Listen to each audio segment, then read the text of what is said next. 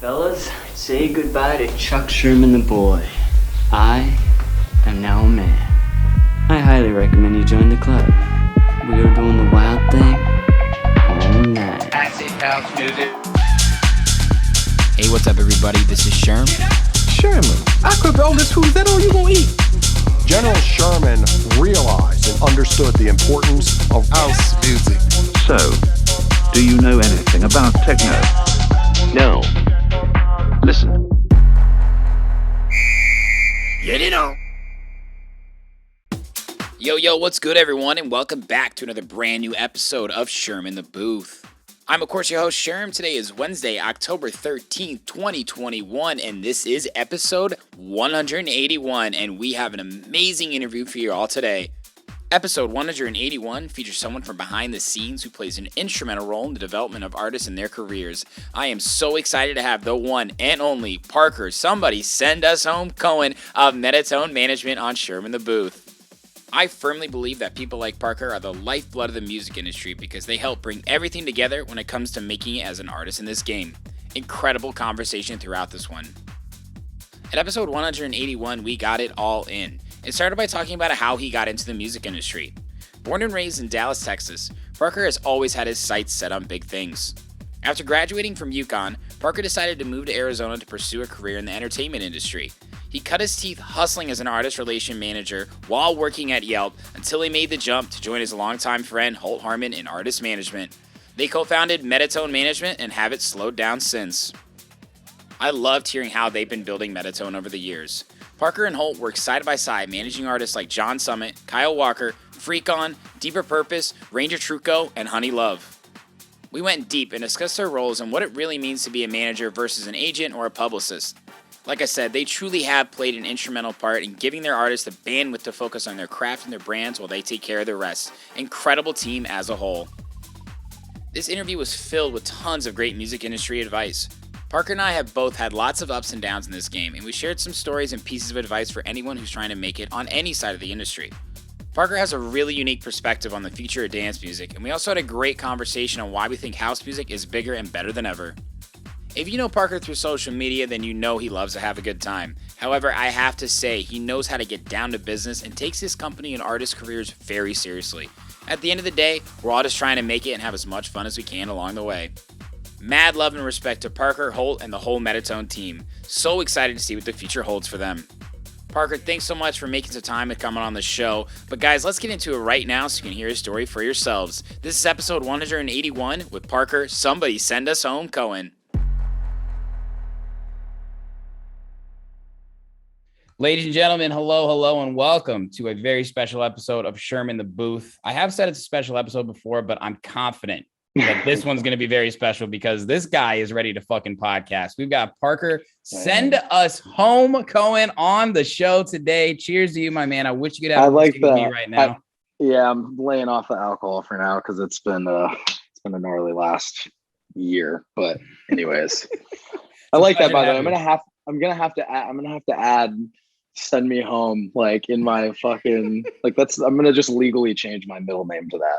I kind of like that idea. Dude, you have been such a like shining light of laughter for me like since I started following you, and I don't think it's any secret you probably have a lot of haters out there, and it's so like you just like say like this is who I am unapologetically, and I can't tell you how much I admire that in every single way.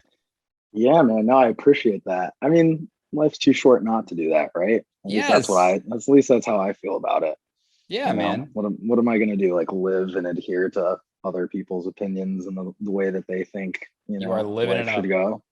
You were living it up, man. And with a smile on your face. Wise man once said, you only live once. Very wise man.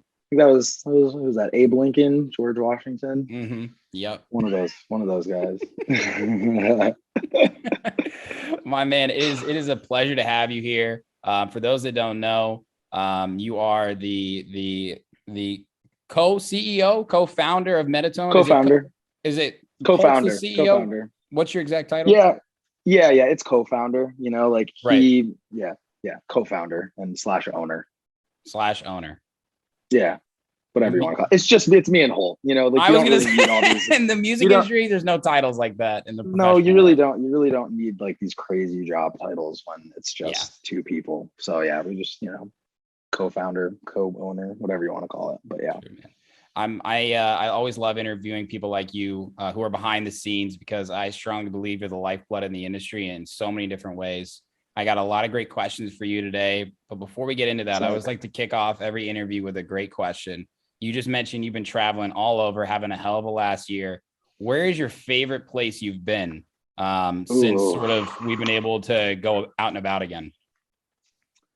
Man, that's a tough one. Well, it's actually not a tough one because all right, we went to Croatia about a month and a half ago, 2 months ago for Defected Croatia. Yeah. And man, like that was just such an experience for multiple reasons, but especially because for a lot of Europeans and, you know, people out in the UK, that was actually like their first legit, like, oh really, you know, oh yeah, because, you know, over there it's been different than here. Like I knew we've been touring, you know, I mean, pretty much since October. Granted, it was like only in Florida for, you know, for the start of it.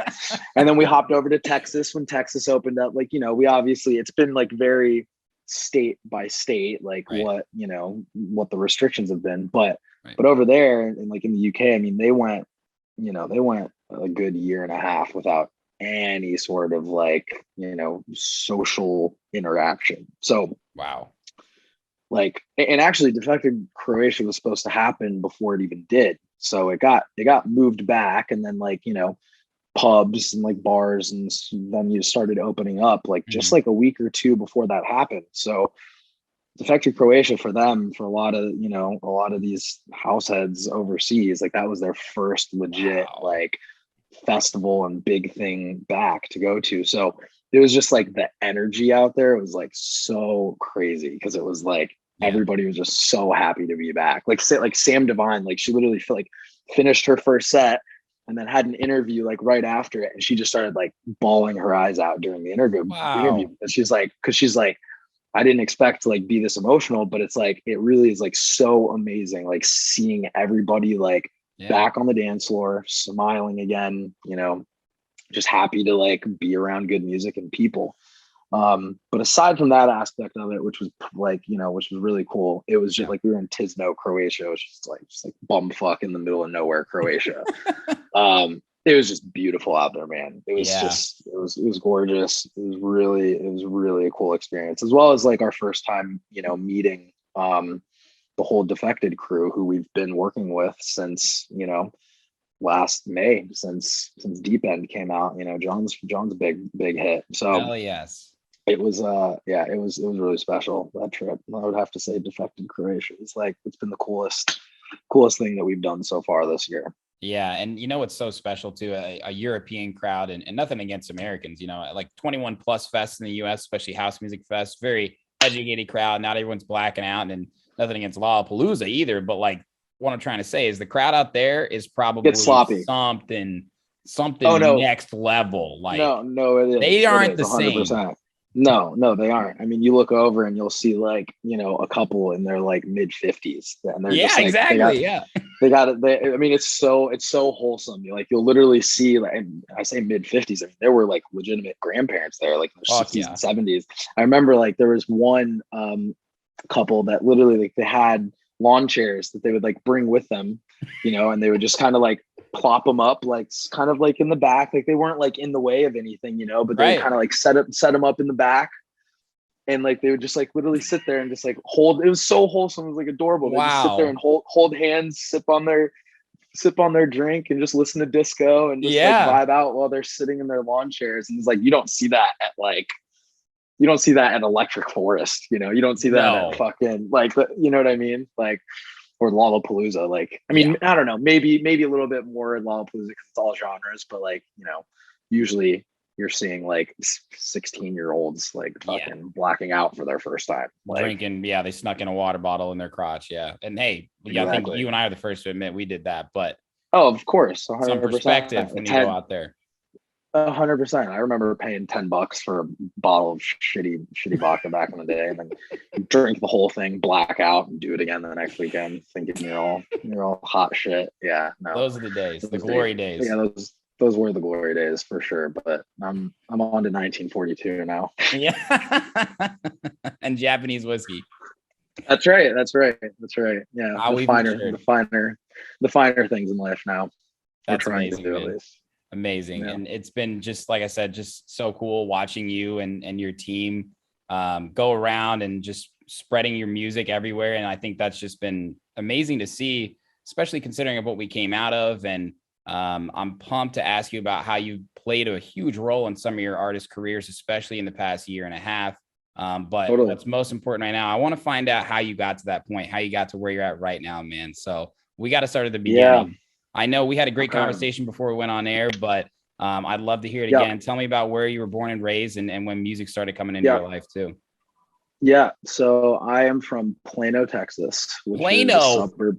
Plano. Yeah. Okay. Which is a suburb of Dallas. Have you heard of Plano? I have. Yeah. Like I said, I was in logistics, so I can tell you every fucking suburb of Dallas, Fort Worth. Okay. Yeah. Sick. Well, I mean, Plano actually is a really north, big, isn't it? Like, ish. Yeah, ish. So Plano's like, it's like a pretty big suburb. Like population. Really? Plano's like, yeah, I want to say it's a couple 100,000. And then like Dallas, yeah, it's pretty big. And then like Dallas, obviously, as like, a metroplex is fucking massive. But usually I just tell people I'm from Dallas because it's just a lot easier to say. So yeah, grew up in Plano. I don't know. I would say I like first got my music passion, just in general, when I was a kid. So my parents like forced me to learn how to play an instrument. They said I could pick whatever instrument I wanted. I was literally like 6 years old at the time. Damn. Didn't know what to pick. So I was just like, oh, like, let's give violin a shot.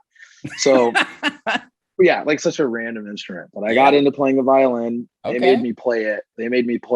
Like, I think I wasn't allowed to quit until I was 12. So when I got into middle school, they were like really like serious about me learning how to play an instrument. I just thought it was really important for my childhood and just like a good skill set to have. So I played it for 6 years. Wow.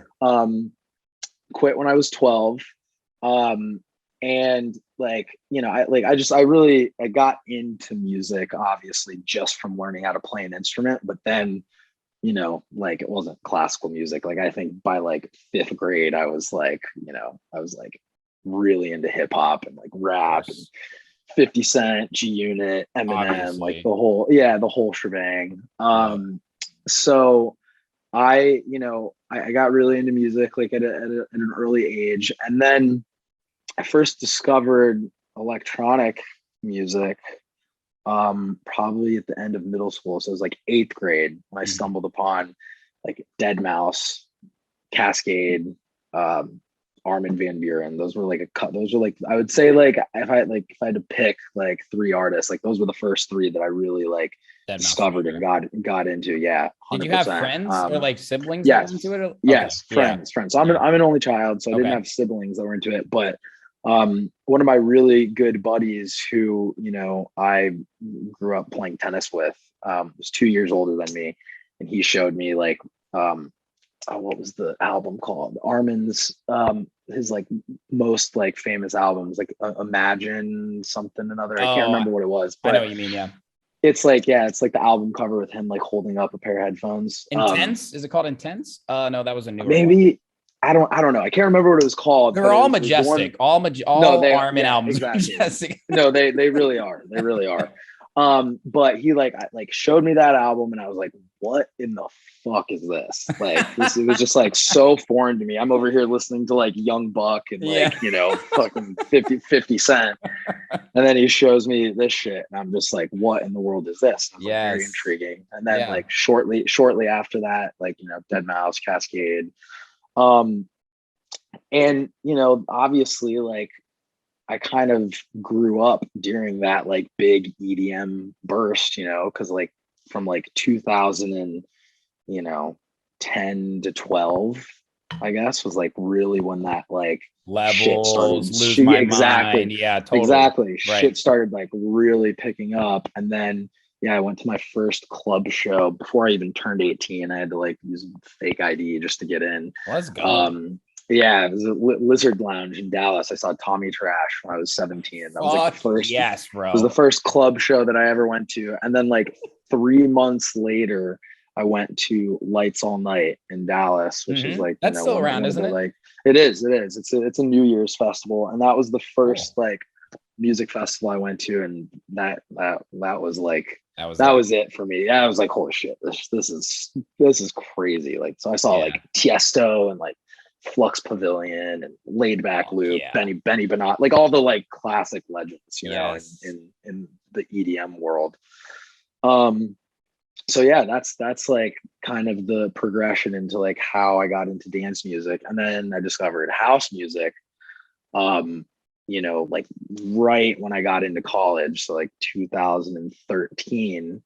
So you were just like loving it as a hobby still, like as your favorite type of music, because you went there to play tennis, you said, right? Yeah. So I went to UConn to play tennis.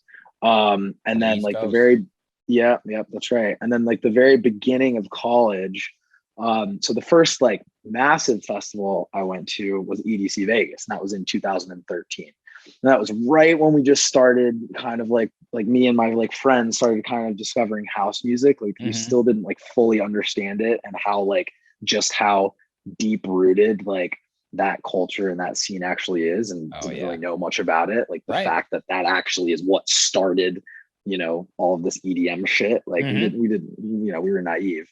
The first festival we went to, I say we, Holt, my business partner, was EDC 2013. We had been to Lights All Night before, but like something about going out of state, you know, like it was almost like Lights All Night didn't really count just because it was like a hometown festival or whatever. But then obviously you go to EDC Vegas and like you committed, you know, they see like 350,000 people over the weekend compared to Lights All Night, which is what, like, I don't know, 10,000, 20,000, whatever it is. It's apples and oranges. Right.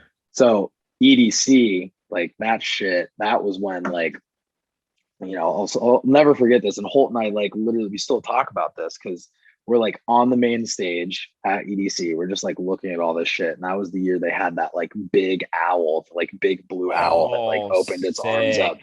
That was the first year that they did that really crazy like production, because 2012, the year before, was still just like massive LED shit, you know, like LED walls and whatnot. But then 2013, that was when they got like trippy with it. And I'll never forget, like we're literally sitting there on the main stage, probably, I can't remember the set, like Porter Robinson or Nicky Romero or some like EDM act. And we're just like sitting there like, holy shit. And, you know, we had that like quick little out of body moment where we're like, I don't know like what we're going to do. I don't know how we're going to do it, but like, we need to work in this and we need to be around this for the rest of our lives. Wow. And that was kind of it. And we went back again. So we were freshmen in college. We went back again in 2014. It was a sick experience, but it wasn't as good as 2013, just because like, you know, 2013 was like, that was like getting our cherries popped. Like, for holy, sure. Like, holy fuck. But after 2014, we decided, we're like, all right, that was cool and all. EDC was sick.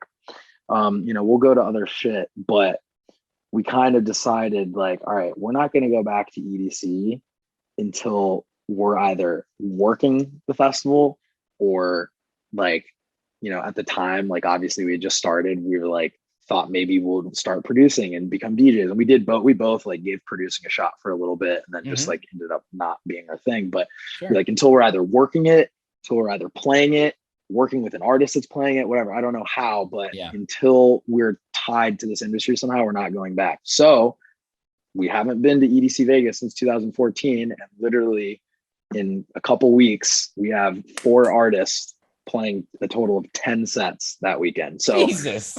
I might like we've already talked about it. Like we might get a little emotional when we're like out, you know, like and like we walk back down the fucking steps of the racetrack and we see that shit. I'm getting it's gonna be a flashback, right? And like, So it's gonna be a big like full circle moment for us to go back out there, and like we weren't lying. Like we haven't been back since, and now we're doing this shit. So damn, that's amazing, so bro. So that's kind of like the full little like musical background and how we kind of, both decided that we wanted to do this shit. And like I said, in 2013, we were naive. We had no idea like what we were going to do or how we were going to do it. But we just knew that this was like, something we wanted to be involved in, and we weren't going to stop until we found our way. I really respect that. I have a much smaller scale example. Chicago has this venue called the Aragon Ballroom. You might have heard of it before. I've heard of it. Yeah. Before I even moved to Chicago, I was like a senior in college. I went to go see Dylan Francis. We all, and Dylan Francis is the shit. We all go through that, of course, intro to EDM. We all, of course, you can't. Eventually, you can't everyone will be in house music, graduate school, like we are now. But time will tell. Everyone ends up there eventually. Yeah, everyone and does. I just was like there. We were with all our friends, and I was like, I was DJing at that point, but like hadn't really had that moment, like just kind of having fun with it in college. And I saw him crushing it and how the crowd was going crazy. And it was like one of my first bigger concert experiences that wasn't like bullshit, like a real venue. Right. And I said to my friends, I was like, give me 5 years and I'm going to fucking play here. I'm going to do that. And lo and behold, 5 years later, I opened for Galantis there. And it just is like this remarkable feeling where you're like, damn, I put in nonstop I've said work this with that in the back of my head. Just like you may not have thought about it like you may not have said it out loud, but it's always there. And there's just a little subconscious seed. And it's so tough, bro, in the creative industry, in the music industry, to try and set that goal and find a way to make that happen. Because sometimes you take a road that takes you the other way. Sometimes you take a road that takes you that way. But there's nothing more fulfilling on a personal level when you set a goal that almost seems out of reach, but inspiring every day to get up and do that. So I know what you mean. It's just calling your shots, man. I mean, that's like that. Yeah. I mean, to be honest, if there's like any like, piece of our success that I, would have to like attribute to any one thing, it's that like even since literally 2013, from us saying that all the way to like a year ago or 2 years ago, when we actually were further along and like actually in the industry saying like, no, like this is what we're going to do. Right. This is kind of like the plan that we're laying out to get there. And like, by this time next year, like we want to have accomplished this, that, whatever. Yeah. And then like, sure enough, like we always end up in this position where like we have this weird, like out of body moment. Cause it is important to sit back and reflect. And, you have to, this industry moves so fast. If you don't stop for a second and pat yourself on the back and say, okay, fuck, like, let's just acknowledge how far we've come. Cause it's really easy to like, like as you progress, you have a whole new set of like things that stress you the fuck out. A whole new set of, like tasks and roles that just like, that kind of like sweep you, out of the moment. And it's kind of nice. You have to be able to like sit back for a second and be like, hold on a second. Like, let's remember where we were this time last year and what we said we were going to do. And like, we fucking did it. And like, here we are. Like that needs to be acknowledged. And like, we don't sit there and like mull it over for long. Yeah. But it's important. You got to celebrate the wins. So absolutely. And every little win along the road too, for anybody out there that's listening to this, like celebrate those little wins. 100%, because it's really easy to, a lot of people think, like, oh, happiness, it's like comes from like setting goals and smashing them and whatever. And like, that is true, but like, you got to find happiness along the way as well. And like, the progress, that's like where you need to like, that's what you need to get addicted to, is not the results, but the process, on the way to the results. So it is important. You gotta celebrate every win, no matter how big or small. True, man. True. And it's been a hell of a journey for you too. So I guess let's fast forward. You finishing college. What's going through your head there? Like, I mean, what did you major in? Were you thinking about pursuing a goal in a different industry? Yeah. So I majored in economics. Figured, when I was setting my major, I was like, all right, like I wanted to do something business related. Sure. And economics is kind of relevant in any industry, you know, it's That's true. constantly evolving around us, whatever. Yeah. Obviously, like knowing what I know now, not really that relevant of a major for for the music business. Like all you really need to Professionalism, know, candor. You are an Yeah. economics major in a lot of ways. I see that now. for sure. And like, you know, I don't get me wrong, like I learned a lot, but it's like really all you need to know is like simple supply and demand. And it's like, if you know that, then you kind of, and it's like anybody can learn that in like one class. So like, you know, you learn that in your intro to the economics. Anyways, but I minored in entrepreneurship. Okay.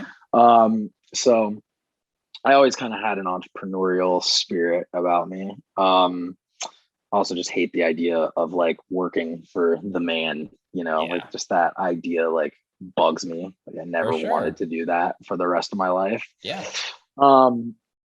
So my senior year of college, I studied abroad in London. And so the business and economics program at UConn did like an exchange program over there. And half of the semester was the first half of the semester is taking classes. We only had classes 4 days a week. So it was pretty sick. We had like 3-day weekends every week if we wanted to take time to go travel or whatever. And then the second half of the semester was every student in the program got placed in an internship. Okay. And the internship was Monday through Thursday, had Fridays off the whole semester, but you got class credit for essentially doing an internship in whatever, you know, field of interest you had. Right. So prior to me going out there, we had, you know, like counselors that we met with and essentially, you know, had to kind of like explain what our interests were, what we thought we wanted to get into, you know, when we graduate and this and that. And everybody in my program is like, you know, I want to work in finance. I want to be in wealth management. I want to like do this and that. And I'm over here like, I want to work in the music industry. And they're like, okay, let's see, what internships do we have available for this kid over here?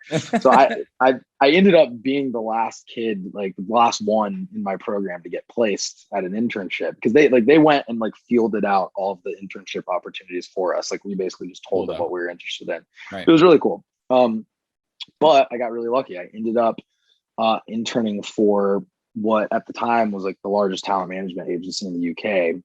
They were back then James Grant Group. They're now YGG, and they merged with Dexstar out in LA. So like now, like so they have like currently they have like Blink 182 and like Steve Aoki on their roster and shit. Yeah, they're big. So they're bigger now than they were then. And actually back when they were James Grant in the UK, they did a lot more. It was talent management, not just like artist management. So they represented a lot of actors and like comedians and, you know, also like musicians and bands and stuff. And even like influencers, like it was talent management, like all, you know, 360 like entertainment industry.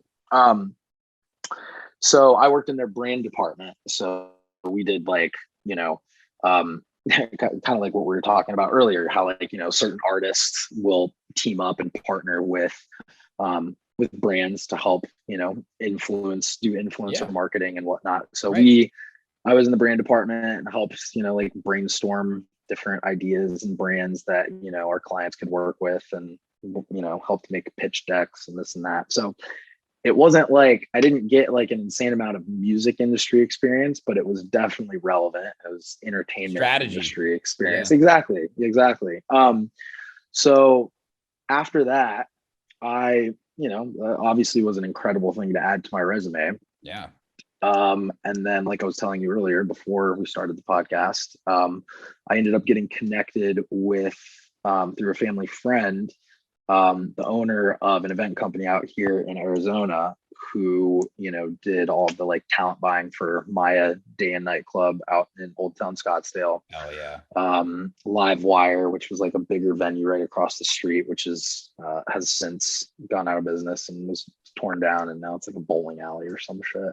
But so I started working for them and did, like I said, I was doing like marketing, promotions, assistant, talent buying, you know, a little bit of everything as far as events are concerned. And that's where I like really got my first like professional like intro into the music industry. And yeah, it was sick. I mean, you know, it's funny is I actually still have a lot of the same connections like now that I got even from that job, because one of my main job roles was running hospitality for our shows. So for like a year and a half, every Friday and Sunday, I was at the club, you know, and I was the dude who now I text before, you know, arriving to the venue with our artists. Wow. It's just like, it's full circle. So I was the dude who like took care of the artist and their management or their tour manager or whatever it was, made sure that they were having a good time. And awesome, you know, for a lack of a better way to put it, I was getting paid to party with artists and, you know, and managers, and it was sick. And that was, so that was like from college into like post grad life, you know, kind of where things went, and now here we are. Wow. Wait, come on. You got to give us like one funny story from those days. Like what artist rolled through? Did you have like a, oh my God, that's them? No. Yeah. Yep. No, 100%. Skrillex. So Skrillex came through. He came through. He played the day club. So on Fridays, it was, so on Fridays, Maya was a nightclub, you know, from the typical midnight to 2 a.m. shutdown. Right. And then on Sundays for 5 months out of the year, it was, a day club, and it was outside. They had like outdoor, you know, club area and an indoor club area. So Skrillex played the day club, and it was total aha, like holy shit, like starstruck moment where I went, and the W Hotel is like right across the street from Maya. So, you know, would always like text, you know, tour managers, artists or whatever, and just be like, I'm going to just like meet you out in the lobby. Yeah, I've been there. That place is wild. Well, you've been to Maya? I went there when like they had the patio covered or the pool covered. Oh, okay. Like I saw the space. Insane. Yeah. Wait, was that recently? Somewhat recently? 2 years ago. 2 years ago? Okay, because I was gonna say, yeah, they like just opened up the day club again. So now it's like I renovated the whole place. It's actually pretty sick now. So dark, dude. So yeah, walked Skrillex and his team over from the W, and I'm like, I shake Skrillex's hand. I'm like, holy fuck, like you're you. And he's like, yeah, I know. But the best part of the story is like, you know, we're like in the middle of his set, and I'm stage managing / you know, just like doing risk management, damage control, typical event shit, you know. Yeah. And in the middle of his set, he just like, you know, typical Skrillex fashion, hops on the mic, and he's like, yo, where's my like day of show guy at? Where's the guy that like that's taking care of me? And I was like back there, and I was like, what the fuck? And my boss actually showed up for this show, the owner of the company, just because he always showed up to like the big shows. Obviously it's Skrillex. Right. So he's like, he like kind of tapped me. He's like, that's you. Like, and I was like, oh fuck. So I kind of like walk over the side. I was like me. And he's like on the mic. There's like, you know, fucking 1,000 people out there. He's like, oh yeah, there he is. He got me from the W. He's like, do me a favor, my man. He's like, I want you to get 300 beers, put it on my tab. We'll take care of it. 300 beers, and start passing them out to everybody in the crowd. And I looked over my boss and like looked at him, and he's like, that's not coming off of our tab. He's like, yeah, fucking, you heard him. Go grab those 300 beers. I was like, wow. All right, let's do it. So went and got like, you know, a couple of the bar backs, and they just started carrying out buckets of beer. Shit. And I just start like tossing fucking beers everywhere to people in the crowd. And yeah, so it was just funny as hell, because like he like basically calls me out in the middle of his set. And I was just like, I didn't know what to do. I was like what's going on right now? Like I'm that guy, but like also I don't know that I want to be that guy right now. Like everybody's like staring at me. Anyways, yeah. So that was like wow. That's one of the most like memorable, you know, like stories I have from my couple years working on that side of things. But that's unbelievable, bro. You earned your stripes though. It sounds like in the early. Yeah, you know, yeah, I tried to, and I think that's also why I'm like, you know, like good at like tour management too, because I travel with a lot of our artists, and it's because I was on the other side of that for so long. So it's like, you know, I get that compliment every now and then too from stage managers or like hospitality contacts. They're like, yo, by the way, like, thank you for, because there's always some shit that happens. Like some drunk asshole makes his way backstage. Like, you know, somebody steps on a cord, you know, like a booth monitor goes out, whatever it is. It's like, you constantly have to be like on your game. Yeah. And like, you know, I know what that's about just because I did it like like I said, like twice a week for a year and a half straight. So yeah. That's awesome, bro. That's definitely the fun part of artist management is like, you know, you get to go and watch your dude crush it and have a drink or 15 along the way. Don't tell your doctor how many though. Don't tell my GP that. Don't tell my general practitioner that. He wouldn't want to hear that. Oh my God, that cracks me up, bro. Amazing, though. Amazing. So you mentioned Holt a few times, who has been Yep. a longtime friend of yours. Yep. At this point, since sixth grade. Fuck yeah, man. Shout out to Holt. Great guy. Much taller than I expected in real life, too. He's very tall. Everyone gets thrown off by that. Especially because we're short, you know, tall people to us are like, whoa, man. Yeah, no, exactly. But especially because of the last year, it's hilarious because we've talked to so many people over Zoom and like FaceTime and Google Hangout, whatever it is. Yeah. And then like we go and meet up with them like in person for the first time. Like this happened when we went to Croatia for Defected Croatia. We met up with all the whole Defected team that we've been communicating with for the past year. And they're like, what the fuck? Like, why didn't you ever? They almost get mad. They're like, why didn't you ever like tell us? And Holt's like, what was I supposed to be like? Oh, hey, like Holt Harmon, nice to meet you. By the way, I'm 6'9". I know that's not relevant to our conversation. It's pretty funny. Like, see, he like definitely throws some people off without the audience. But yeah, it's nice having a tall friend that's like a best friend too. Oh, for sure. You feel a little bit cooler than you actually are. A little bit cooler. A little bit. Yeah, don't fuck with us because I gotta. He's tall. My boy over here, he'll just fucking drop kick. We'll see you coming from a mile away. Exactly. That's right. Amazing. Okay, so what was like the time frame between you working and then saying to Holt, like, let's start doing something serious? Yeah. So, he was working for Audiophile Records. Which is no longer a label. But you know, they actually made some pretty decent noise back in like, you know, 2016, 17. They actually had a lot of like the early like Dirty Bird artists that were you know, sort of came up through releasing with them. You know, everyone from like Steve Darko to West End to, you know, they had releases from Dylan Nathaniel back in the day. Even Kyle Watson released on Audiophile like back in the day. Like they actually had some like legit releases. So Holt was working for them. The label was based out of Dallas, and you know, he got looped with Jimmy, the dude who started the label, like towards the end of college. So when I came out to Arizona to do the whole event thing, he stayed back and was working for Audiophile on the record label side. And then within the first year or so of doing that, they started like an artist management division within the label, and Holt, you know, sort of like headed that up and signed his first artist, which is Dead Space. And basically he like that was like his kind of intro into artist management, like which was really just more of a focus on the label side and how to kind of like foster artists through the label, and how to, you know, sort of manage them from that perspective. And then about a year into it, I was still working for SLE out here in Arizona. I kind of came on sort of like, I guess as like as an intern, sort of just was like, hey, like I want to, like, I'm doing all this shit out here with events. Like I want to learn about the label side of things too. I just, at that point, you know, it's like 2017. I just wanted to like soak up as much information as I could. So I basically came on and was like helping Holt like co-manage Dead Space, and was, you know, helping out with just like little tasks here and there, hopping on phone calls, you know, with Jimmy and the other guys, just to, again, just soak shit up.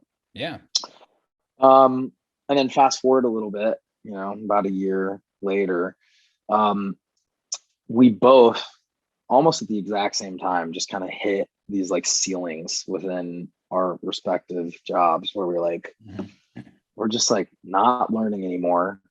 Not sure as hell not making any more money.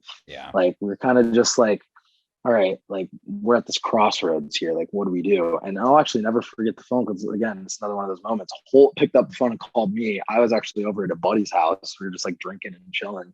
Yeah. And I ended up like going upstairs and taking this phone call and was on the phone with Holt for like an hour.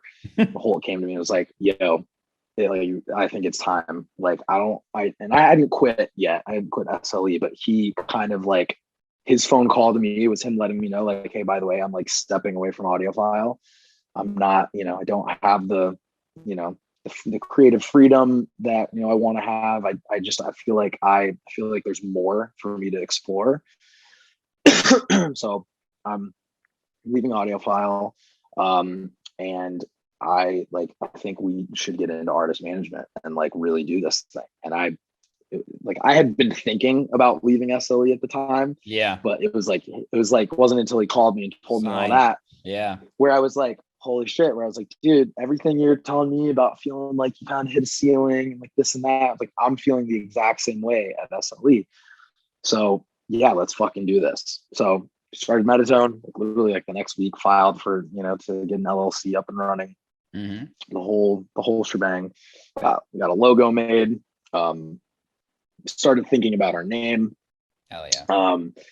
All the fun like early stages of starting a company. And then it wasn't too much longer after that I quit SLE.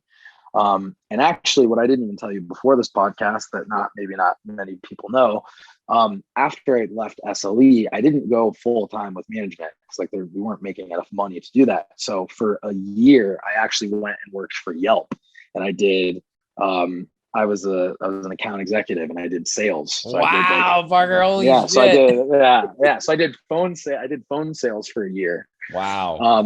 While also like building up the company and managing all the artists that we were working with. Yeah. And I gotta say, I almost got more experience from working for Yelp than I did working for SLE. Like, not more, because obviously working for SLE, like there was so much industry specific shit that I just like picked up on like subconsciously, Yeah. But it was like, as far as like life experience and just overall like practicality, like what I like the skills that I like use in my day-to-day now. Right. Like, I learned so much from that job because it was man. Phone sales, dude. I literally had to make 65 dials a day. I was pitching Yelp ads. Minimum. Yeah. How to talk to people. Yep. How to win people over. Exactly.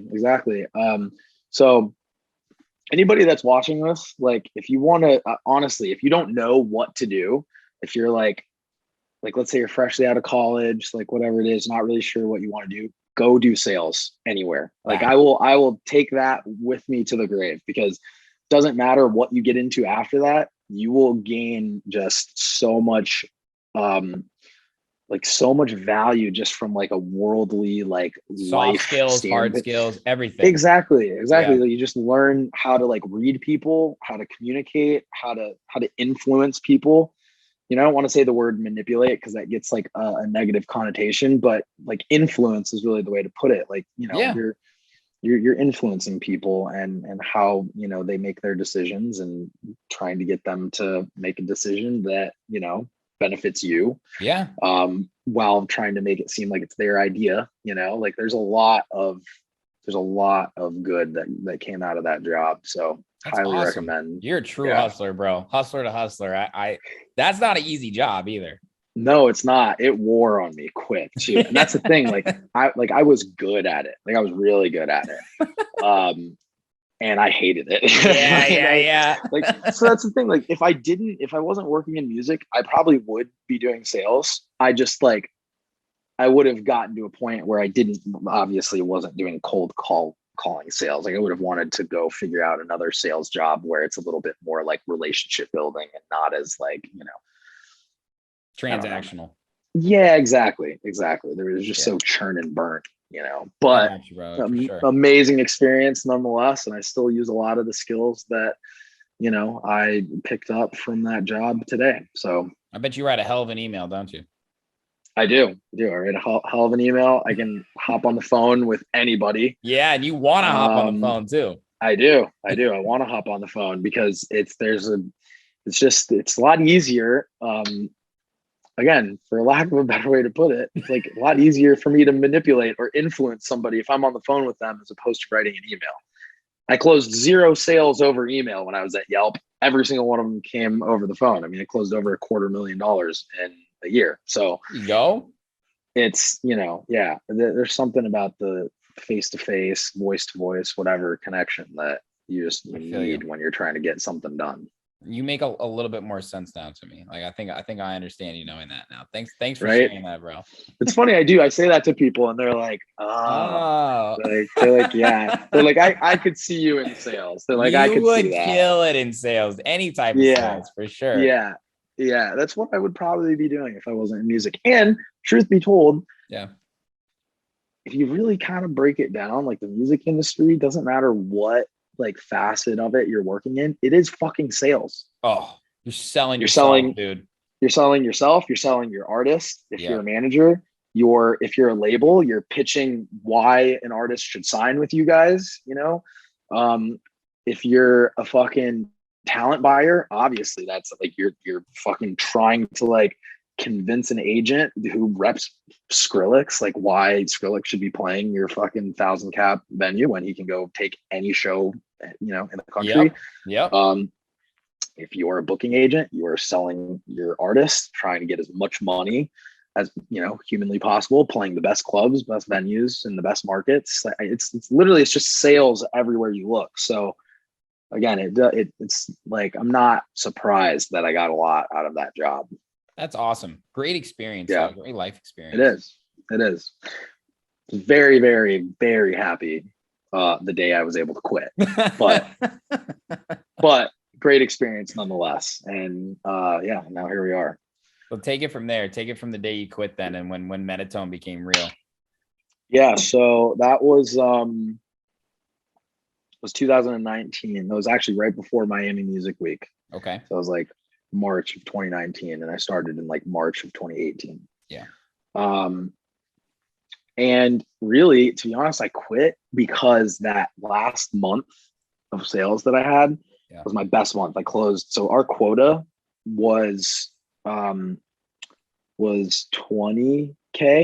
Yeah, like that was our quota every month. So I had to close 20K.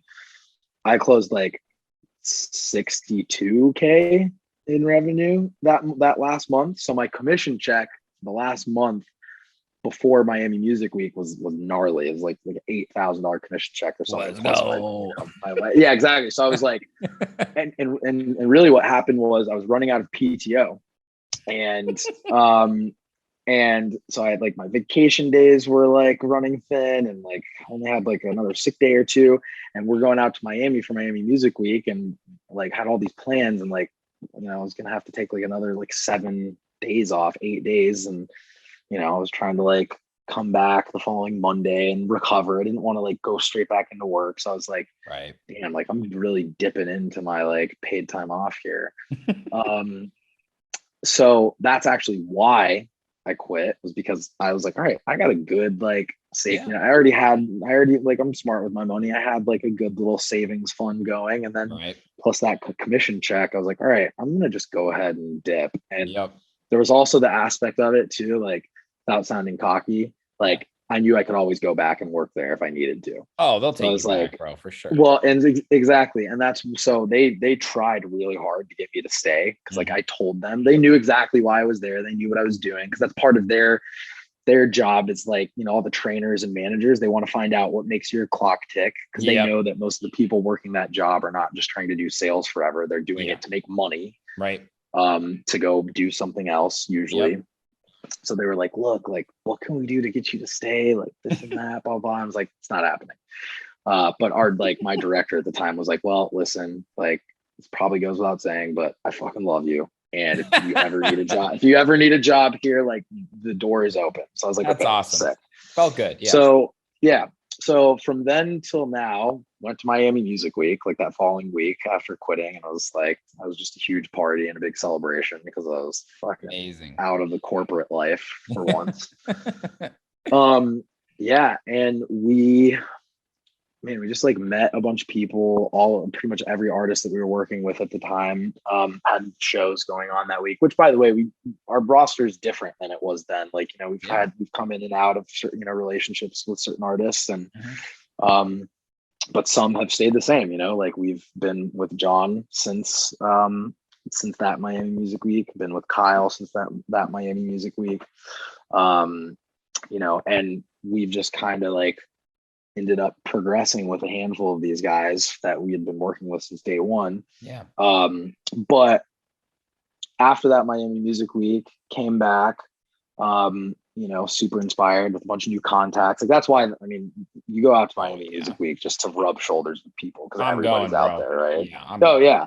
No, yeah, for sure. I mean, this next March, I mean, especially with like last year's, you know, getting swept off the table, everyone's gonna go. It's gonna be a big one. Both of them, 2 years in a row. Yeah. I guess you're right. That's right. You're right. Fuck, 2 years in a row. Fuck. Fuck is right.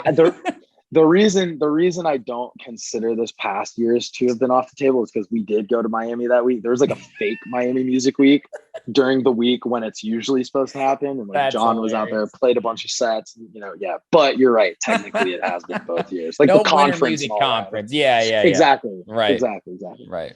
But yeah, so after leaving Yelp, man, really it's just been a day-to-day grind, honestly. And I'm not gonna lie, like leaving Yelp was scary, even though I had this like, you know, cushion, it's like little savings, you know, cushion to fall back on.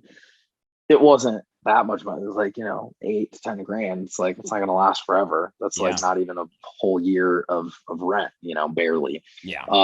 So really, from what it's looked like from that day literally until today is just like waking up every single day and working like my life depended on it, because it did, and it still does. Yeah. But you know, obviously the whole COVID thing is also in the middle of this. So I'm like, do you want me to like dive into that? Because that was like a weird part of the whole March 2019 all the way to I think today, it's important. you know? I mean, I think it's important. Like it you is. mentioned so I mean, like you have artists like John Summit, Kyle Walker, Freak On, Honey Love, Ranger Truco, Deeper Purpose, some of those recently new ads. And 2020 was difficult for so many people in so many different ways. And the music industry got flipped upside down, considering the bulk of our industry is based on live shows, live events, live performances. Yep. When that started becoming a reality, how did you guys start looking at how you were going to grow your artist brands without playing shows? Yeah. So first of all, I'm going to start off by saying 2020 was actually the best year of my life. Yeah. Today, which is weird to say, but it really shook a lot of things up. You know, it kind of forced like a shift in perspective on everything. Yeah. And it actually was kind of nice for us because at the time, you know, like March of 2020, none of our artists were really like popping to the point where like touring was like the end all be all for them. You know, like if you were an established artist in March of 2020, like if you were like Shibasan, like you like that happened and you're like, fuck. Yep. Like, what am I gonna fucking do? Yeah. Right? Yeah. But for most of our guys and for us, we were like, well, like we can obviously sit here and dwell on the fact that like nobody knows when the fuck shows are coming back. Yeah. Or we can use this time to kind of figure out how to like make every other piece of our guys' projects pop off and like relevant. So that's what we did. You know, the other thing too is like being a manager, like, you know, you're like a life coach too. You know, you're a friend, a psychologist, fucking dating coach. You're everything for your guys, right? So a lot of it too was like keeping everyone motivated and keeping everyone optimistic and in the right headspace. But it helped a lot of our guys out because just like I did, a lot of our guys moved out of whatever apartment, house, or whatever they were paying rent for and moved back home, went and just got rid of expenses, lived rent free with the fam and whatever. And that's exactly what I did as well. Yeah. And kind of gave, a real opportunity for everybody to just focus on music and like focus on figuring out creative ways to kind of progress their brand and everything that they, had kind of around their project outside of just touring. Yeah. So, and it allowed me and Holt to like really focus on that too. So we were able to kind of sharpen a lot of skills, from that side of things, because we didn't have to worry about trying to book shows or, advancing or like whatever it was. Right. But yeah, the big, the elephant in the room is John wrote Deep End in his parents' basement, and like you just shared that video. Has it just been a year? Yep. Now? Yep. Yeah. So it was been over a year. It came out at the very end of May, or actually maybe even the beginning of June. Oh yeah. Cause right. Yeah. So it's been a little over a year, but, so yeah, he wrote that record in his parents' basement on like 2 uneven bar stools. His monitors are like freaking uneven, and he's like sitting on like a swivel chair, just like in his parents' basement. Wrote that record, pulled an all-nighter, wrote it, and he shot it off to Wes Saunders, the managing director of Defected Records, and literally, like, I don't remember if it was the next night or it was like within a couple of days, we like looked at the SoundCloud, like the private play count, right, and see how many times like a private track's been played, and Wes had listened to it like 22 times or something, or like 23 times, like an absurd amount. And we were like, holy shit. And like before we knew it, he's like in Holt's email and like responding to John like through DMs, like, we want to sign this record, like we think we can make this like biggest record of the year, like let's hop on a call ASAP. We want to like discuss a plan to like get this out. And so that's what we did. Got it out. Obviously, everybody knows how that turned out. It was, promoted very well. Defected knows what they're doing. Yes, they do. They pushed it really, really hard, and we pushed it hard on our end. And John, did all the right stuff with his social media, with his branding, and just his overall image. And all the stars kind of aligned, so to speak. So that was like, that just put a lot of attention, obviously, on John. Yeah. But also a lot of attention on us, because it was like, holy shit, like, who's behind this guy? Have been work. Well, exactly. And, John's one of those projects that we've been working with since day one. We were working with him back when he had like 700 followers on Instagram, and he just hit 100,000 followers the other day, That's like, or a couple weeks ago. Yeah. So it's, like 2020, obviously for that reason, was incredible, but also like can't discredit all the other artists on our roster. Every single act that we started working with, or that we were working with before the pandemic, came out of it better off than they were going into it. Yeah. Kyle Walker, same thing, worked his ass off, quit his day job, took a leap of faith on music, and kind of rebranded, or not even rebranded, but like, was switching up stylistically the route he wanted to go. He used to make bass house. It was a little bit more like EDM-y, back when he first started.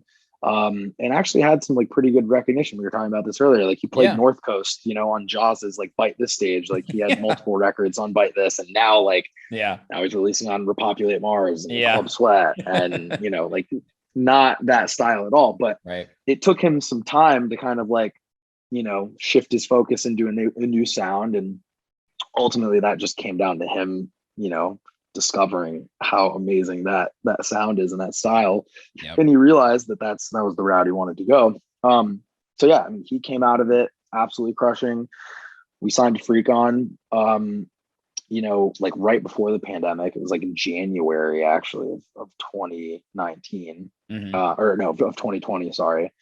And that was another project. It was a little bit newer at the time, so it was weird. Like that was like definitely uncharted territory, because we hadn't even been managing him for very long, and then all of a sudden the whole world shut down. So we were like, for sure, like what do we do here? Right. But yeah, like really the whole roster just came out of the pandemic so strong and like super proud of all of them. They kept the good Dude. head on their shoulders and they stayed like the course. And It's yeah, debatably exactly. one of the Snap best phone management in. rosters I've seen in the game right now, bro. And props to you and Holt and everything you've built and all I the hard work. appreciate that. It's I awesome. appreciate that. Inspiring, and, dude. It's sick. they, these guys make our job easy, every day. It's not an easy job, but they make it as easy as it possibly could be. They make great music. So, we like to deflect all the credit to them whenever we can. But yeah, I mean, everybody came out of this pandemic just firing on all cylinders. And then when shit started opening back up,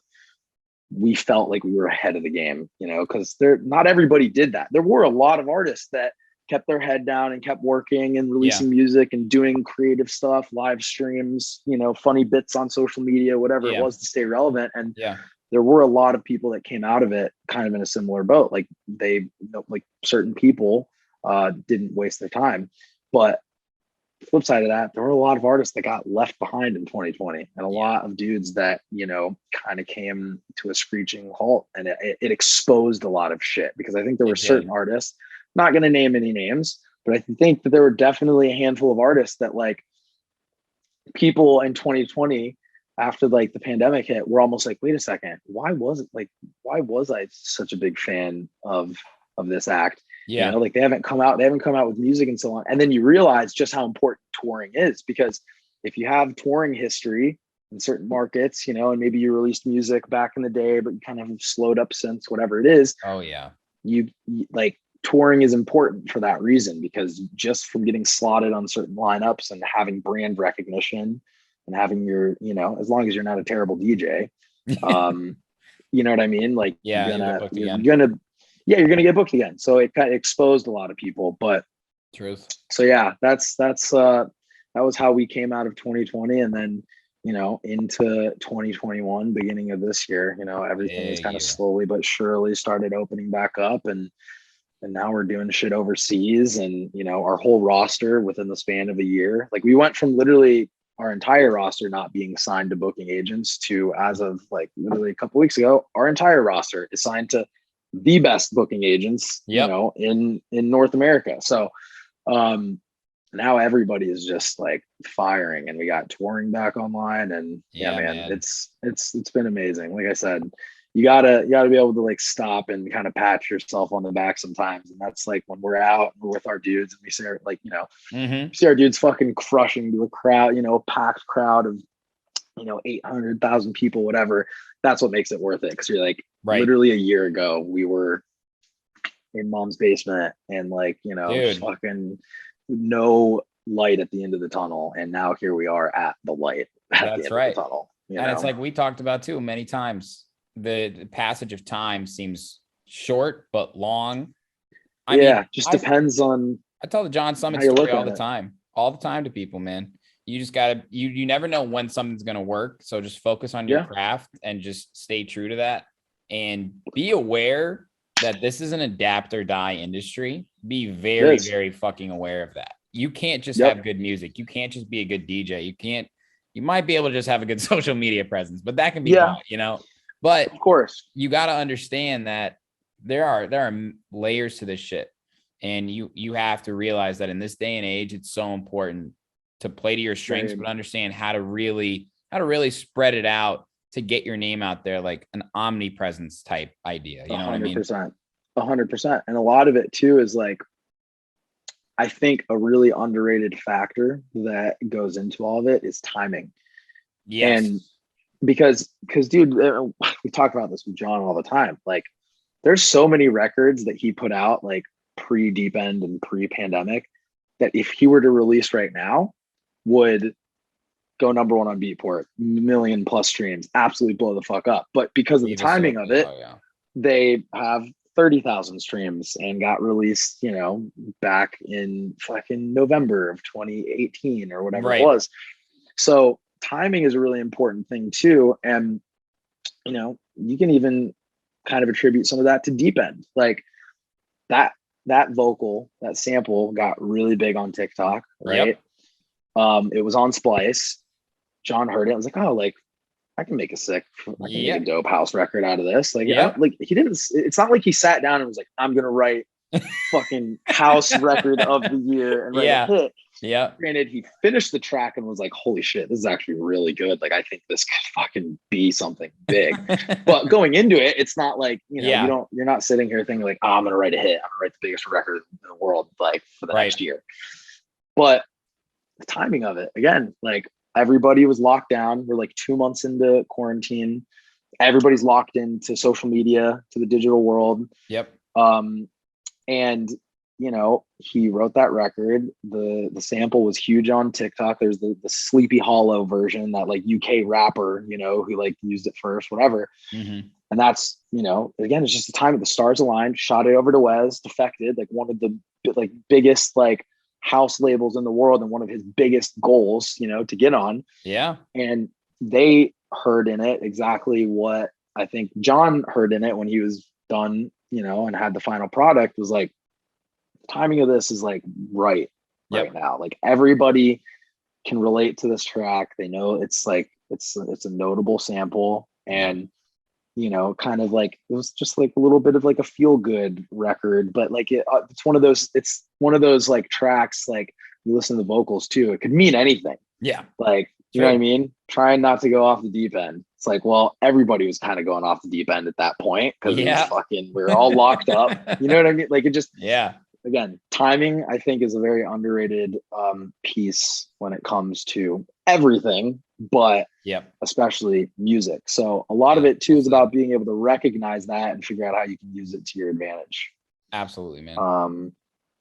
And yeah, man, he knows what he's doing, and he's as much of a third manager on his project as he is the artist behind it. So very that's important. Very mature outlook. So one thing I think a lot of people outside the music industry and up and coming artists is they don't really fully understand the difference between a manager and an agent. Can you kind of explain at what point, like if I'm an upcoming artist, do I feel like I need management? And as a manager, at what point do you feel like you need to get an agent? Yeah, totally. So I would say, just let's start with the difference between the two. Yeah. So the difference between the two, obviously, like a booking agent only handles bookings. It's a little bit more of an A to B task than management. Okay. And I want to say that lightly because booking agents, especially good agents, like they do a lot. It's not actually just an A to B mundane task. Right. I'm just saying it is more so than management because as a manager, like I was saying, like you have to be a life coach. You have to be a marketing guru. You have to understand like PR. You have to understand the entire scene that you're working in. You kind of need to know every facet of it. You need to understand how events are run. You need to understand what makes a successful event so that you can put your artist in good situations to be successful from a touring standpoint. Right. You have to understand how to work records. You have to understand like how to read through a contract and how to redline a contract. There's just a lot. It's a lot more 360. Okay. So those are the two main differences. But then as far as like if you're an up and coming artist, when you need one or the other, I would say it's important to get your first couple of like legitimate releases under your belt without a manager. Because I think it is one of those things, like some up and coming artists, like they just want to be able to say they have a manager. Kind of just sounds cool. Like, oh, like reach out to my manager or like ceasing in my management, but it really is important as an artist to also have a lot of the same knowledge and understanding that your management does, because you want to be a project that's involved in every step that your management is kind of involved with, because that's what's going to give the best outcome. Like that's what I was saying, like with John earlier. And to be honest, our whole roster too. Like they're all involved in their projects just as much as we are, because you have to, in today's day and age especially, you have to be able to have like kind of a business mindset about it. And realize like how all of these pieces of the industry kind of come together. So I would say if you're an up and comer, really important to get your first like couple to like handful of releases under your belt by yourself and try to like learn as much as possible about it. Like don't just like passive aggressively do it and say, oh, well, I just signed 2 records and released 2 records, so I'm good. Now I need management. Like really figure out like what it looks like, and, communicate with the label that you're working with, figure out what that pre-release strategy is, what the strategy is post-release, and how to market it properly, and, every little piece that's going into it. And then I would say, like, when it's time to like start seeking out management, is when it's kind of like, there's really no like definitive answer, but I would say it's some sort of like combination of, or if like one of these two things are happening, if you actually start releasing on like legitimate labels. So like you go from releasing on kind of just like a not very well known kind of a mid-tier like label or something. Exactly. Something more of like a collective or whatever. Once you go from releasing on that to like, something legit, like fucking, I'm trying to think of like a good like common ground. Or like in rotation, or like something that's a little bit more established and definitive. And then it's kind of like, all right, now there's like, there's something here. And that's when you want to try to like seek out somebody to help. To be honest, like even aside from just pushing your project in the right direction and making sure you're, getting your best foot forward, also just being able to do a lot of the busy work, because there is a lot of just like shit that needs to get done that like as an artist who's legit and starting to become legit, you should not be spending your time doing. You should be in the studio working on music and working on branding and your social media presence, and like so it's really a combination of like that. And then also if you start getting hit up to get booked for shows, because that's another thing where it's like, okay, well, you got to understand any manager is, at the end of the day, going to want to be in a successful project that's going to make them money. So if you don't have some sort of like, I guess like foresight that's going to happen, that you are going to be able to make some money here, then it's like, what manager is going to want to take take a risk on an artist that So some combination of all of that, like, I guess it's less of like a definitive thing and more of a feeling, when it's like, okay, shit, like things are kind of getting legit here. You know what I mean? That's when it's time to seek out a manager. And then an agent, to be honest, it's kind of like the next tier up from that. It's like once, because a lot of what happens with up and comers is like, we did this with all of our guys for a couple of years before all of them got like legit is your manager ends up fielding a lot of these like inbound booking inquiries, and then also like, trying to reach out to their own contacts to get you booked and this and that. I would say you need an agent when you're like at the point where you can legitimately go tour like different markets around the country. You know what I mean? Like if you've only ever played, if you grew up in, New York or Miami, and you've only ever played like local venues around like your area or whatever, even the best venues though, it could even be the best ones. Exactly. Like you could be playing Space Miami every week, but if you've never played in Atlanta, which, Atlanta, Georgia, which is like a hop, skip, and a jump away from Florida, you have no demand there. Like you're not going to have demand in Arizona. You're not going to have demand in Denver. You're not going to have demand in California. So it really, it comes down to, like I said, it's less of a defined, like at this exact moment in your career is when you're going to need it. And it's more of like a feeling. And a lot of it too is like, you want these things to happen naturally.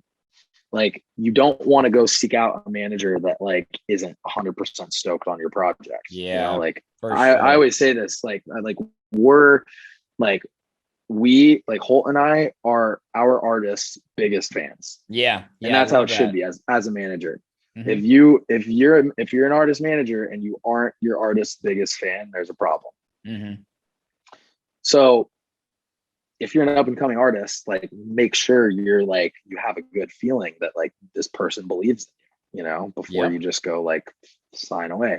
And then honestly, it's the exact same thing with an agent too. Like you want an agent to be able to look at your project and be like, I see the trajectory here. I see how I can come in and make a direct impact. I can work well with your management and we can put together a cohesive strategy, get you into these key markets, and hopefully get you to the point where you are headlining like large cap venues. Yeah. Eventually, you know? Right. So that's those are kind of the steps. And yeah, those are very like bro, like I wanted that. A lot of word vomit there, but no. That all makes sense. And I mean, don't you feel like that's a very confusing part of the industry for people though? Oh, for sure it is. For sure it is. I mean, even as a manager, it's like, because we just wanted agents like as soon as we could possibly get them.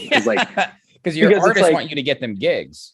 Exactly. And that is like not usually something that a manager is necessarily good at inherently. It's not like it is its own like separate entity of this business. So, and also like from a little bit more of a selfish like standpoint, you get a good booking agent, your artist makes more money, you make more money as the manager. So it's just like, you know, kind of just makes sense. So we've been we wanted booking agents for all of our guys as soon as we could possibly get them, you know, but now being a little bit more established and further along in the process, I can see and I understand like how that process unfolds a little bit better. It's not that you just like hit a certain point and you just go jump into a relationship with an agent and sign immediately. Like your management has to be able to communicate well with your agent, because that you're really what you're doing is, as a manager, like you're hiring like an employee into your company. Like we like to kind of view each artist almost as its own company, like, because that's really what it is. It's actually a very like useful way to look at it. Yeah. And as a manager, right, you're kind of like the artist is kind of like the CEO, I guess. Like they are like the end all be all. Like they make all the decisions. If they don't want a record to come out, like we don't really have say in that. We're like, okay, fine. If they don't want to play a gig, like, all right, fine. Like you don't have to play a gig. Right. But as a manager, you're more of like the COO, you know, like you're kind of like you're handling the operations of everything, and you're putting like pieces in place around your company to be as successful as possible. And as a COO, right, or a manager of an artist, when you're bringing on an agent, like you need to make sure that you can communicate well with them, because you're bringing them on to essentially sell your product. Yeah. You know? Ooh. And so, so this is good. So yeah, exactly. So there's like a lot of different moving pieces that kind of come to play with it. And then when you're pitching agents, you have to be able to, again, this is where sales really comes into all this. Like when we're having these conversations with agents, like we're essentially pitching why they should sign our artist. Yeah. Like you should sign our artist because we think like they can make you a shit ton of money. And we want you to sign them, like you specifically, because we think you can make us and him a shit ton of money. You know, it's such a like weird, like kind of cycle of, you know, how everything like comes together and plays this like bigger overarching, you know, role. But yeah, it's definitely something that, you know, if you're like just getting started in the industry or you're like an up and comer, that can be a little daunting. Definitely. You know? But yeah, that's probably the best way I could spin it. I love that. There's a quote I heard a long time ago from a friend, and he said, an artist is a brand and the brand is the business. And I think that's simply put. As an artist, you want to be creative, you want to be unique.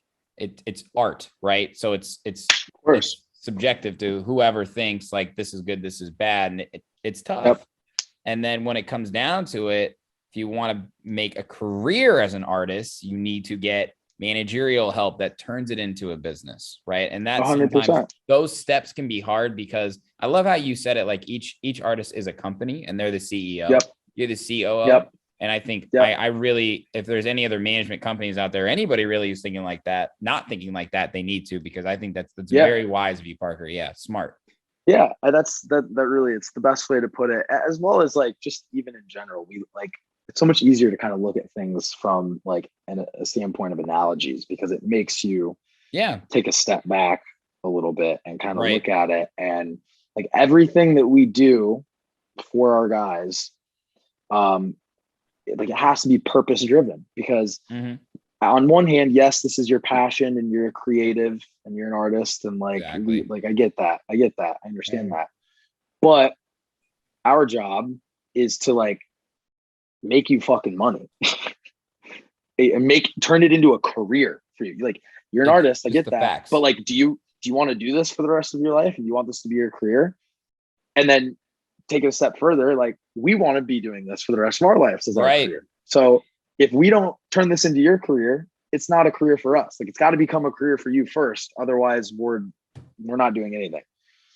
So true. You have to look at it like that. And everything you do from like the top line that you're deciding to like, you know, sit down and try to write a track over to like the fucking videographer that we're going to hire this weekend for the festival you're playing. Like shout out Mason Ripple though. Shout out to Mace. Facts. One of the best in the biz. Yeah.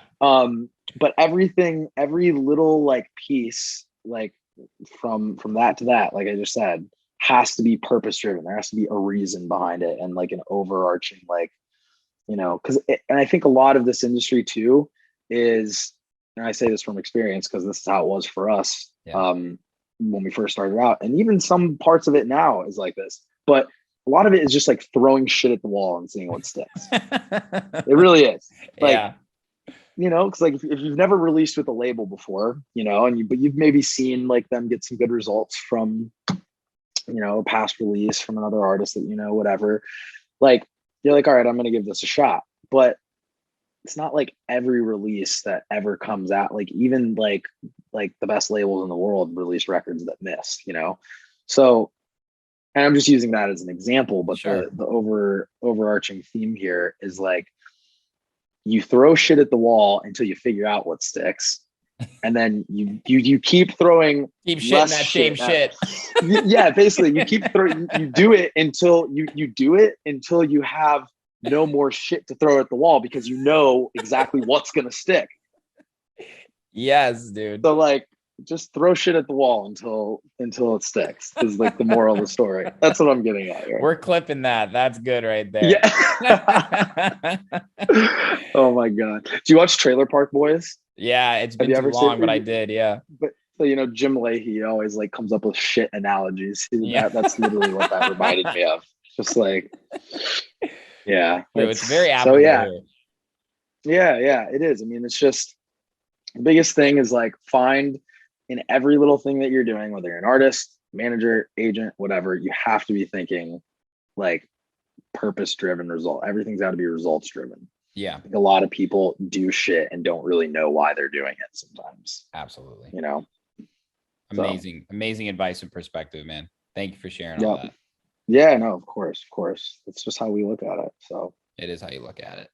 So I have a question that I've been asking a lot of people in the house music industry. And like I said, it's an exciting time for us. I kind of mentioned in one way or another, like we all kind of graduate from EDM school and make it into the house music world. If you still love it, I have my own beliefs, but I don't think it's any secret that house music is bigger than ever. I don't want to say it's going commercial, but if you look at electronic music, it is. If you look at the lineups of festivals, I'm going to say it. Okay. This is a safe space, right? House music is going commercial. And it's thanks to a lot of massive artists that stayed true and a lot of labels that have really blown up. I mean, we talk about a lot of your artists, but we look at the Chris Lakes, the Sonny Federas, of course, Fisher, Lane 8, Lee Foss, Green Velvet, Nora and Pure. Yep. They're bigger than ever and doing better than ever in the United States. I mean, plain and simple, Parker, why do you think that is?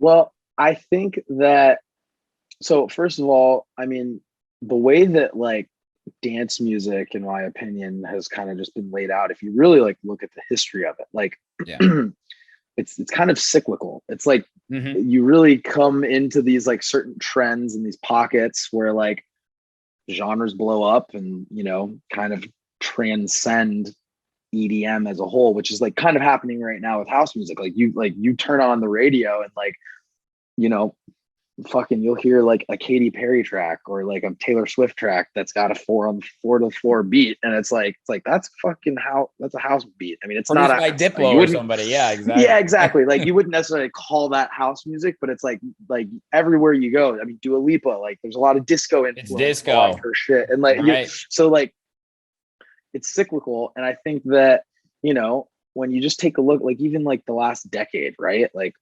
2012, right? And we talked about Avicii earlier, and like that was like the EDM boom. That's when like Big Room was like massive, and progressive house, and like just like all that feel good shit that like you can just go bang out at a main stage at a festival. Dubstep had such a fucking moment kind of intertwined with that, and trap had its moment for like 15 minutes. Future bass had its moment for like 3 minutes, you know. And so it's cyclical. And I think that kind of like what you said, like people graduate, right? They get into dance music, they're intrigued by something, and then they get not bored of it, but they're like, all right, like what else is there? And then genres start getting, you know, kind of fused together, you know, like that's how like bass house, like that was like somewhat of a recent, like, I don't want to say trend, it's still relevant, but it's died, you know, it's definitely come down. But that was really just like, you know, for lack of a better way to put it, it was like bass music meeting house music. Bass house, you know, it's like you hear a lot, like some of the heavier shit that like, you know, abstract and Chami used to play and like whatever. I mean, it was like literally sounded like dubstep over a fucking like, you know, 128 you know, beat. So I think that today's like big house boom, like for one, you have to attribute a lot of it to like the music itself, you know, like you said, the Chris Lakes and the Fishers of the world, and the Lee Fosses and the Green Velvets and the Claude Von Strokes, you know, definitely. Like they've had such a influential part of like bringing, you know, elements into this world that make it a little bit more palatable for people, for a wider audience, essentially. Yes, yeah, definitely. And I think, again, like I said this earlier, like a lot of it's just timing, you know, like you get like certain records come out and then get followed up with other records, and then people discover this artist and it leads them to this one and this one and this one, and before you know it, you got like fucking house acts headlining main stages right now, which like in 2012 would have never been the case. Like they just threw them, like at EDC, they threw all the house acts into the Neon Garden. It was like, all right, all the crazy house heads, all you guys can go over there.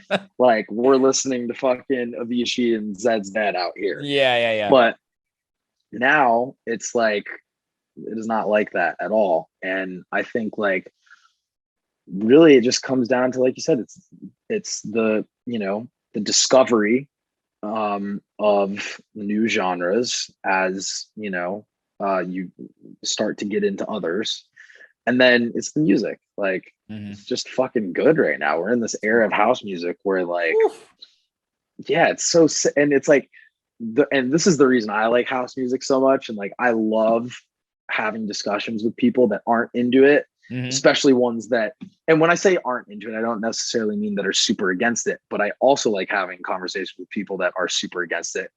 They're usually the ones that are like, oh, house music sounds the same, right?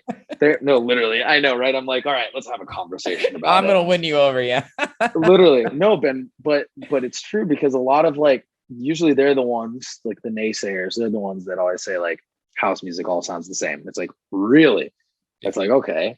Well, let me go ahead and play. Like I can find a house track, like a record for literally any mood. Like and that's why I like it so much. Because if it's like it's a fucking rainy day and I just want to go outside and like, you know, fucking sip on a cup of tea and fucking just like read a book or whatever, I can put on some. Like, I'm just going to use a couple names that you mentioned earlier. I'll put on Nora En Pure or Lane 8, just a little bit chiller, more mellow, like, you know, whatever it is. If I'm trying to rage, like, I'm going to throw some Deeper Purpose on. I want to hear fucking raunchy bass line, you know, or some John Summit or some Kyle Walker. Like, throw Zilla on and let me just like fucking like let me out of my cage. You know what I mean? If I'm trying to like groove, you know, like all right, I got a fucking record for that. I got an artist for that. If I'm trying to like take it down a notch, like I'll throw some disco on. It's a little bit slower. It's not like, it's not as high energy, high paced of like a genre. Right. There's just so many different like styles of it. And I think that that's another reason it's so relevant today, because, on the same stage, you can have everyone from a Nora and Pure and a Lane 8 to a Vintage Culture and a John Summit. And like at the end of the day, their music is very different, but fans are down to see all of it. They're down to like kind of get taken on that journey when they're at a festival, and they're just ready to camp out and like, soak it all in. So I love the way you love house music, man. I love it. It's the best, man. And like the culture behind it, like that's a whole nother story. It's amazing. Like everybody loves everybody. And it's just, dude, we're in a really cool era right now for music. Totally. And awesome. I think for the naysayers and for so many people, it takes that live experience to really understand it, because it's an energy. 100%. And we live in a time where even on a minimal level, the speakers in this world are fucking insane, let alone at a festival, right? And like the production workspaces that we work in, like David Guetta talks about how when he used to spin house music on vinyl records in the gay clubs in France, and now he's on CDJ 3000s with waveforms bigger than his fucking head, tight mixes, you know what I mean? Like this shit sounds fucking good, and looks good. It looks good. And it's like an exciting time to be alive in electronic music, just in general, and in music. And it's so funny because in the grand scheme of music, right? Like electronic music is such a small amount of what's consumed still.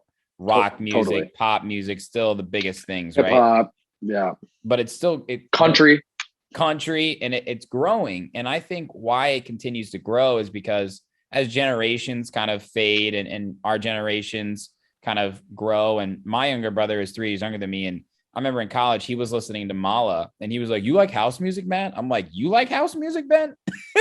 He was like, "I love Shami and Mala." I was like, "That's fucking sick, dude." And now he like drags me to the Night Bass stage at Spring Awakening now, and I'm like, I love this shit. And my theory is that people still love the music, but they don't want to jump anymore. They want to dance. Yep. Totally. That's 100%. I've said that quote before. And I think even an artist has said that before too, where it's like, and the artists don't want to jump anymore. They'd rather crush a 2-hour set than an hour. I got to get it all in. Just right here. You don't need to fucking, you know what I mean? Like you don't need to like go crazy and fucking jump all over the place and throw elbows. It's like, maybe that's fun for like a set. Like, of course, like, I appreciate all dance music. Me too. So like, I'll go get down at the bass stage for a set, but like, I can't listen to that shit all day. Just can't. I can't listen to that shit for 3 days straight. House music, I can fucking listen to all day. And go to the after parties. And go to the after, like send me to Movement where I can listen to techno on one stage, disco on the next, tech house on this stage. Movement's the best.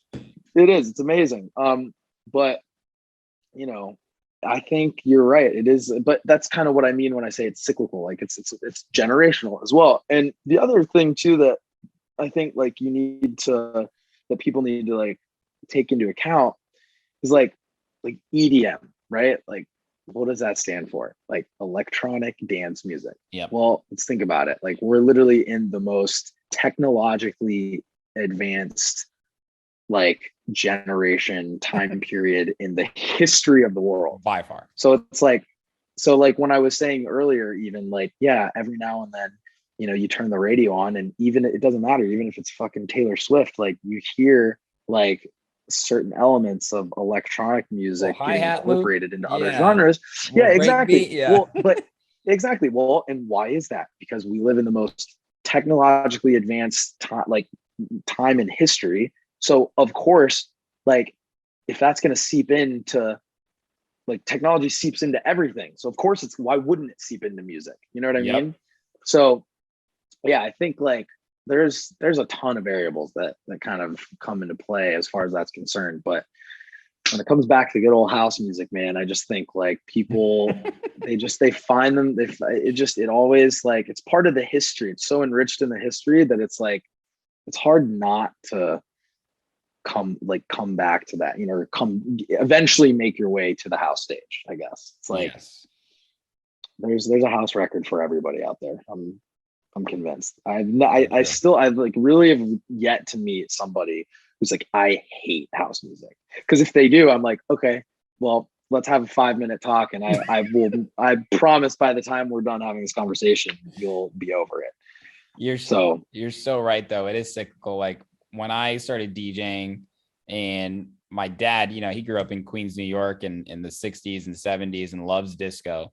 And when I DJ'd one time and he came to a show and I played like a Bee Gees song or something like that, his mind was blown. And he saw people dancing. He was like, "You're telling me you guys like to dance to disco music?" I'm like, this is house music, Dad.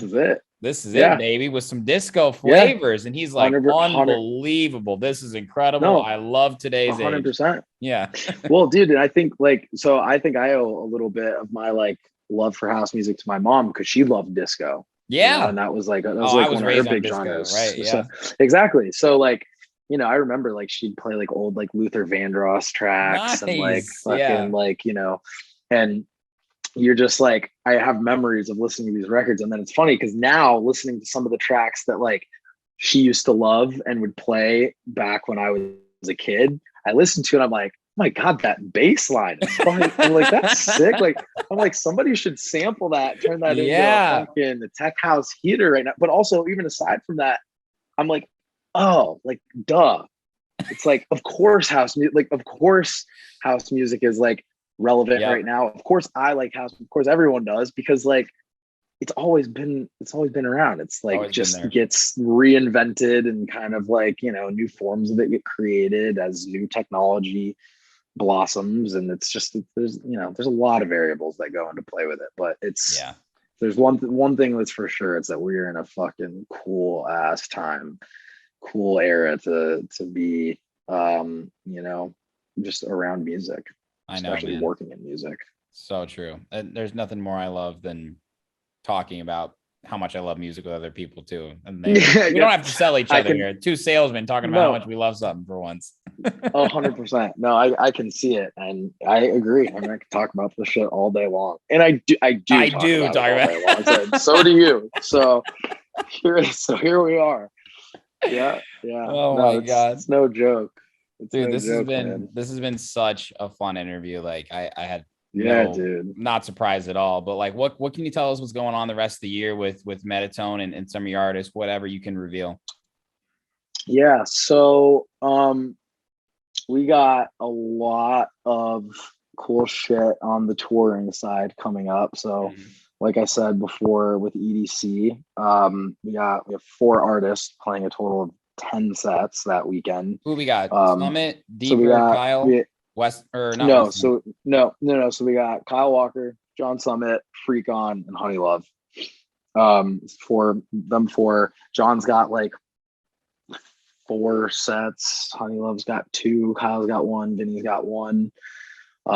Yes, like I think 9 sets maybe. Let's go, Vinny. Let's fucking go, Vinny. Yeah. Oh, I'm actually like arguably most looking forward to the day he's playing, because he's a great DJ, bro. I know you know. Oh that. Yeah, he's a good performer. And he's just a fucking wild personality to go with it, and it shines through when he's playing. But no, so him and John are on the same lineup for the pre-party in the campgrounds on like the Thursday of EDC. So it's like Freak On, Biscuit, or like Freak On, Tornfoot, Biscuits, Dom Dalla, John, and then Dom Dalla. Like that's like that's the lineup, and it's gonna be slammed with just everybody like ready to get that weekend started. That's the opposite of a casual pre-party. That's like literally get after there's nothing casual to it at all. And also like Torin is like one of my good buddies, because like that's what I was saying earlier, I still have like connections from back when I worked in events. He was like one of the first like artists that was like a friend that I made, because he came out Dude, it was like 2017. He was like direct support for Wolfgang Gardner at Maya Day Club, and I You've was been like the dropping some hospitality old names contact. today. Yeah. I know, but that's like, I'm saying that because that's like how long ago Yeah, it was, man. and like, you know, we partied fucking the whole day, and then we hung out like into the night, and hung out the next day. It was in town, all this whole like the whole shebang. And then Dom, same thing. Like I took care of Dom at Maya before he was like really popping off. And again, Dom was like direct support for another like, you know, dope act at the day club. And then he came back a year later and actually headlined it, and I ran that show too. So Hell yeah. like all a bunch of homies. John's really good friends with both of them as well. He did the remix for Torrin. Him and Dom have been like homies for the last like couple years, and then so it's just gonna be it's gonna be Great a party. time Like I'm like nervous for my liver. For that I got those Z-biotics for you. Okay, you're gonna be fine. Hook it up. I'm gonna need that before Halloween week. And then that's what I was gonna say too. So EDC week, and then we're leading into Halloween weekend. Whole roster's got shit going on that weekend. That's going to be Kyle's like first like big like 4-day run. So he's headlining Trio at Charleston, and we head over to 45 East in Portland. He's playing with like Shida-san and a bunch of others. They got a cool little like 2-day like lineup thing. And then he's going to play Outside Lands in San Francisco. Oh, dude, that's gonna be sick.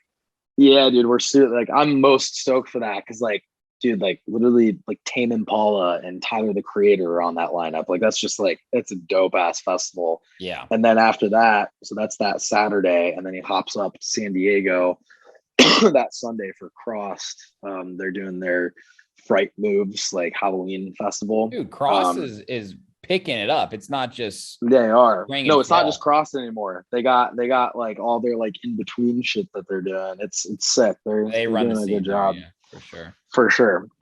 So yeah, man, just a lot of touring and a lot of really big records that are in the books, and just, you know, waiting for them to come out and waiting to push them so that we can get them, you know, in front of as many people as possible. Hey, my DMs are open for some unreleased from Metatone, bro. I got you, dude. I'm ready and rocking, ready to roll. I absolutely love your guys' music. I think I can say confidently in any house set, in any set, really, like guaranteed, I drop one Metatone artist track, like for a fact. Oh, I love that. That's amazing. I love hearing shit. Like I'll start proving it to you too. Oh, I believe it. I believe it, dude. I totally believe it. It's funny because like we've been like, even on like Beatport, there are times when like we'll look up at like the Beatport top 10 and we're like, holy shit, like 30% of this is Metatone artists, and then like another 30 or 40% of it is Aida artists, and then we're like, wait a second, like there's like, what's going on here? Like, you guys get it. Like nobody else gets it. Yeah. And then, dude, even I looked up the other day, like the top, because you know you can check on Beat Stats, like the top selling artist in each genre or whatever. And I looked, the top selling artist on Beatport in Tech House for the last 3 months, and Deeper Purpose is in it. Yeah. Kyle's in it, and John's number 1. So like John's 1, Kyle's like 6, and I think Deeper Purpose is like 9 or something. Oh, and it's always fun, like hearing shit like that, like you say that, or looking at like Beatport and seeing that. It's like, damn, like, well, Deeper is only just begun, bro. Oh yeah, no, he's wait until you hear some of the shit that he's got coming out.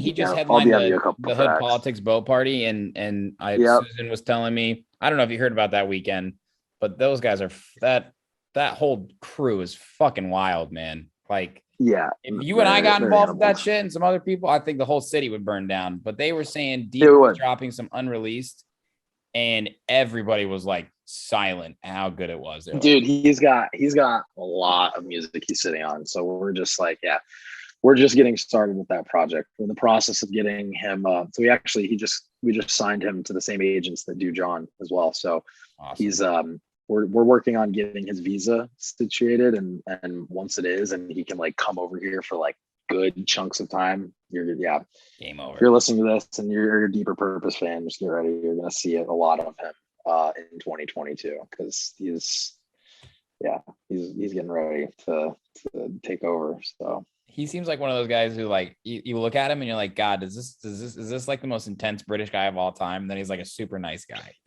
He's actually nice. He's the nicest guy ever. It is really funny. Like, but he does have that little like bad boy, like, yeah, he's got an edge like, for sure. Too. He does, but no, he's a good dude. It's kind of like Holt being 6'9" when you first meet him, and he's like, you're like, what the fuck? Same thing with Deaver. He's like the most polite guy ever. Like, and you're like, what the fuck? Like, why are you being this polite to me? You have head tats. But also like keep being that polite to me because I fuck with you, Yeah, it's funny, dude. It's funny. Amazing, bro. Thank you so much, Parker, for coming on and sharing your story and giving some pieces of wisdom to everybody out there. I have so many fans that are up and coming artists, and they're always wanting to know. I mean, I don't know how else to say the secrets to success. And I think you've said it in many ways. There are no secrets to success. Right? There really aren't, man. At the end of the day, it's just the 10,000-hour rule, hard work, just dedicate as much time and put as much passion into whatever part of the industry it is that you want to do. Yep. And just be a good person. I think that's the other thing. Like that is. I tweeted that once and it kind of went off. I can't remember exactly what the verbiage of it was, but it was something like, if you work in the music industry and like you want to be successful, just don't be a piece of shit and you'll probably do all right. And like that actually is the truth, because like everybody ends up knowing everybody. It's a small world, especially the higher up the ladder you climb, and the better of a person you are, and the more people want to like keep working with you. It's infectious, So yeah, it's hard work, and just be a good person. It's really what it comes down to, and do it for the right reasons. Yeah, amen, man. Hell yeah. And we're doing it for the love of music. Thank you so much. 100%. Parker, say hello to Holt for me. And again, I will. Thank you, brother. This has been so much fun. I can't wait to party with you in person soon. Hopefully the 1942 doesn't go short nationwide so we can have a shot together, okay? We're going to need to have a shot or 5 of that together. You probably got a stockpile buried in your backyard at this point, don't you? That's a time capsule, dude. That's going to be for us to dig up 10 years from now. It's aging. It's so fucking funny. Yeah, literally. Yeah, exactly. That's what we're just aging like fine wine, like fine 1942. Delicious. Yeah, delicious. I can just taste it. My body's warming up right now just thinking about it. No, the anxiety's coming on early. Oh yeah, I already have it. No, man, this was fun. I appreciate you for having me on though. This was cool, dude. Like I said, I could talk about the shit all day, so it's always fun to talk about it all day. Me too. This is a safe space for house music, anytime, any place, anywhere. Fuck yes, I love that. Good awesome shit. Brother. You have a good night, and I'll chat with you soon. Okay. Amazing. Sounds good, bro. Peace, Parker. You're the man. Hey, what's up? And thanks for watching that video. You looking for more content now? I got your back. Go to my YouTube channel right now, hit that subscribe button, and make sure you turn on all notifications so you never miss any upcoming exclusive artist interviews, Sherman the Booth clips, new music, live sets, and more. This is your one-stop shop for everything electronic music. Cheers.